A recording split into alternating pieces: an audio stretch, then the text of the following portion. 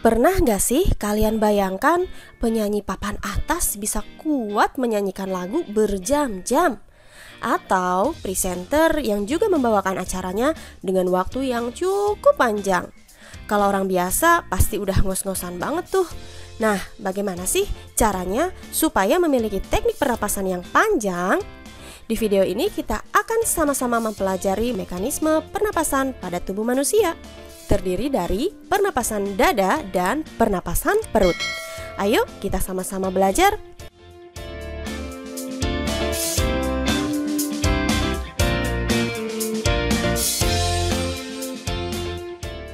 Pada saat kita bernapas, terjadi dua proses pada tubuh kita, yaitu saat udara pernapasan masuk dan saat udara pernapasan keluar. Saat udara pernapasan masuk dikenal dengan nama inspirasi, dan sebaliknya saat udara pernapasan keluar dikenal dengan nama ekspirasi. Jangan tertukar ya. In kalau dalam bahasa Inggris artinya masuk, jadi inspirasi saat udara masuk, dan ex dalam bahasa Inggris ada tuh kata exit yang artinya keluar, jadi ekspirasi saat udara keluar. Kita akan mempelajari mekanisme atau cara pernapasan saat inspirasi dan saat ekspirasi. Tapi sebelumnya adik-adik harus mengenal dulu ada dua jenis pernapasan, yaitu pernapasan dada dan pernapasan perut. Perbedaannya adalah pada pernapasan dada, bagian otot yang bekerja adalah otot antar tulang rusuk. Ingat ya, di dada kita ada tulang rusuk.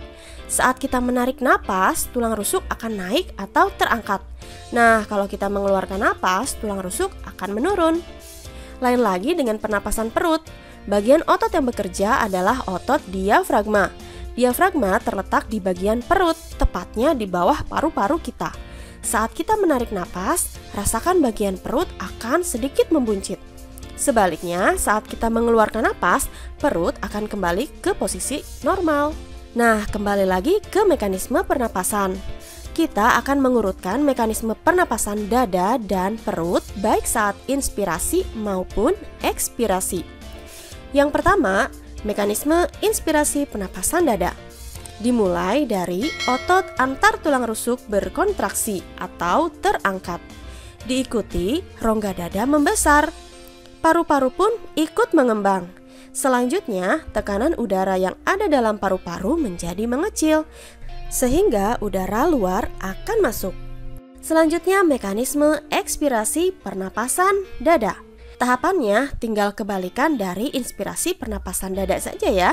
Dimulai dari otot antar tulang rusuk berrelaksasi atau menurun, rongga dada mengecil, paru-paru mengempis atau mengecil, tekanan udara dalam paru-paru menjadi membesar sehingga udara akan keluar.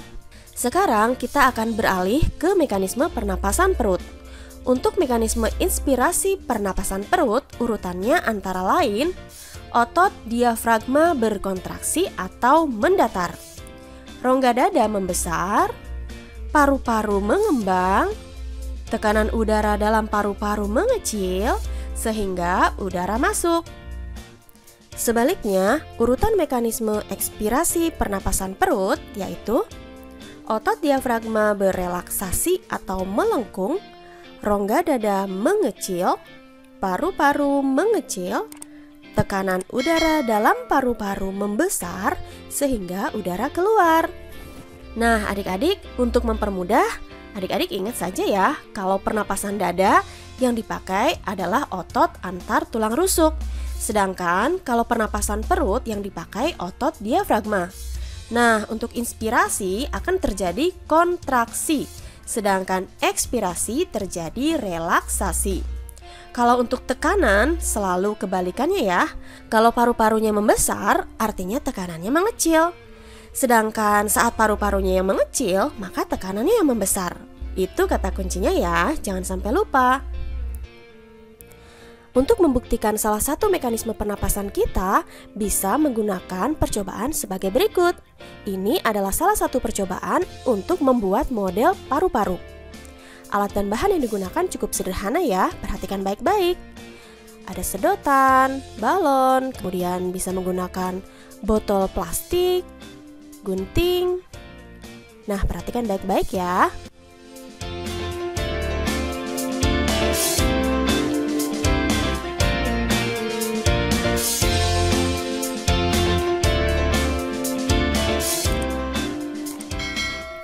Nah, model percobaan yang sudah jadi seperti ini nih.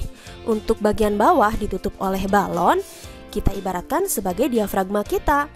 Kemudian dua buah balon yang ada di dalam kita ibaratkan sebagai paru-paru kita, paru-paru kanan dan paru-paru kiri.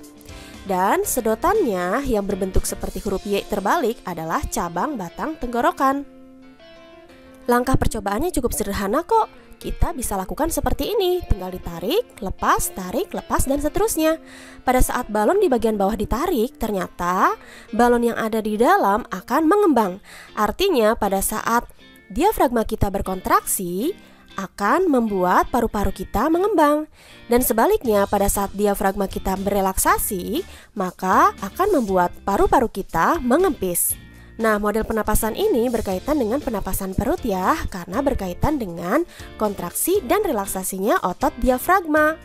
Sekarang kita jawab yuk pertanyaan di awal. Kenapa penyanyi dan presenter bisa kuat berjam-jam mengeluarkan suaranya?